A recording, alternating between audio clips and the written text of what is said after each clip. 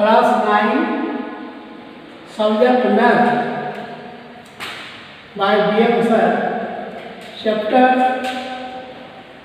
आज मैं number system संख्या पद्धति बताने जा रहा हूँ। आप लोग क्या हो जाए, मोबाइल नंबर मेरा है 9508329881।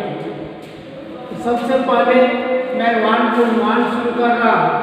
उसके पहले कुछ डिफिनीशन है, इसको जानना जरूरी है, जो हम लोग 7-8 से पढ़ते आ रहे हैं। पहला है प्राकृत संख्या। प्राकृत संख्या क्या है? हम लोग जानते हैं 1 से प्रारंभ शुरू होने वाली संख्याएं प्राकृत संख्याएं कहलाती हैं। 1 जैसे 1, 2, 3 इस तरह चलते जाएगा, इसका कोई अंत नहीं है। इस प्रकार सबसे छोटी प्राकृत संख्या जो है 1 है, और बड़ी संख्या का कोई उल्लेख नहीं होता है, अनंत तो जाता है। अगला है पूर्ण संख्या। पूर्ण संख्या के बारे में जानेंगे हम लोग। तो पूर्ण संख्या क्या है? जीरो और प्राकृत संख्या का संग्रह पूर्ण संख्या कहलाती है। प्राकृत संख्या में जीरो को शामिल कर देते हैं तो वो पूर्ण संख्या हो जाती है। जैसे 0, 1, 2, 3, 4 इस प्रकार ये चलते जाएगा अनंत। तो सबसे छोटी हम क्या देख रहे हैं? प्राप्त पूर्ण संख्या जो है 0 है। अब बड़ी संख्या यहाँ पर नहीं मालूम होता। अगला हम जानेंगे वास्तविक संख्या, रियल नंबर क्या है। तो रियल नंबर वो क्या है, इसके विशेषकर जानेंगे हम लोग। जिन संख्याओं को संख्या रेखा पर दर्शाया जा सकता है उसे कहते हैं वास्तविक संख्या। जैसे 0, 1, 3/5, 2/5, 7/3 आदि। तो वास्तविक संख्या का 2 प्रकार है। ये 2 प्रकार के होते हैं। पहला है परिमेय संख्या, दूसरा है अपरिमेय संख्या। परिमेय संख्या क्या डिफिनेशन है? देखो, जिन संख्याओं को p/q के रूप में लिख सकते हैं, यहाँ pq पूर्णांक है तथा q नॉट इक्वल 0 है, q 0 नहीं हो सकता है, उसे कहते हैं परिमेय संख्या। जैसे 1, 0, 1, 3/5, 0.2, √4 आदि। अब आते हैं अपरिमेय संख्या।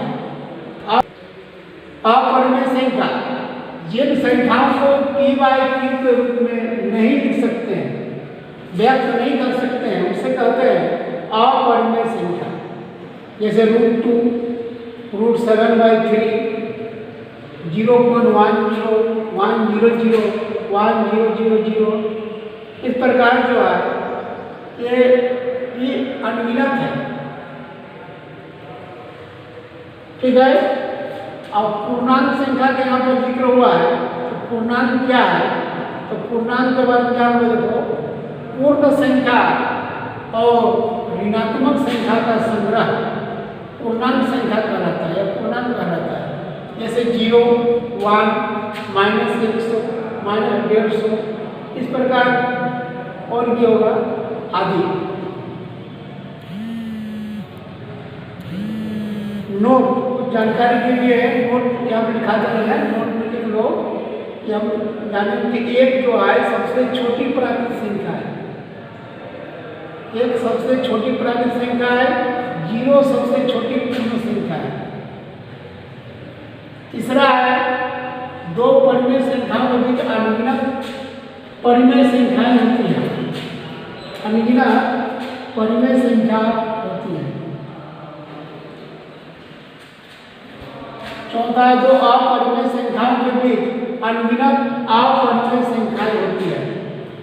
ये पहले भी इसका जानकारी आप लोगों को होगी, 7 क्लास से ये है, 7, 8, 9 में जब हम बुला रहे हैं।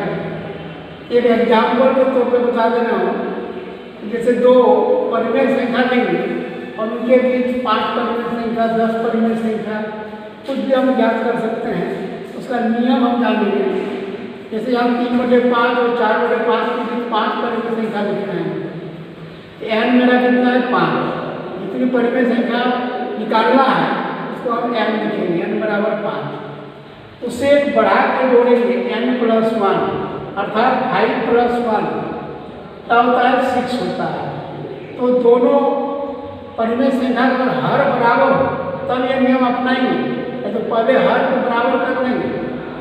यहाँ पर देखो हम लोग हर दोनों बराबर है, 3/5 4/5, हर में दोनों का 5, इसलिए नियम अपनाते हैं। नहीं तो फिर हर को बराबर पहले करेंगे तब ये नियम अपनाएंगे। अब 3/5 को हम गुना करेंगे 6 से, अंश और हर दोनों, तो अंश में कितना हो रहा है 18/30।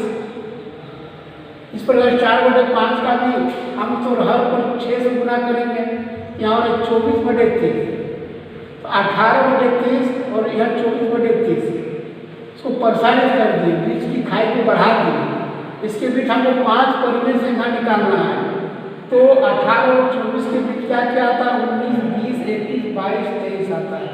इस प्रकार लेंगे, हर सब तो वही होगा 30 ही होगा, 19/30, 20/30, 21/30, 22/30, 23/30। इस प्रकार ये 5 परिमेय संख्या हम लोग का ज्ञात होगी। ऐसे तो परिमेय संख्या, दो परिमेय संख्याओं के बीच बहुत तरह से जो है बहुत नियमों से परिमेय संख्या हम ज्ञात कर सकते हैं। उसको उत्तर मिलना जरूरी नहीं है, कुछ भी आ सकता है, नियम से बनाना है सही होगा, ठीक है। इस प्रकार और जो है उदाहरण के तौर पर जो है तो दो परिमेय संख्या लो और उनके इसी प्रकार परिमेय संख्या निकालो, ठीक है। आगे दूसरा उदाहरण बताएंगे। आज के लिए इतना ही।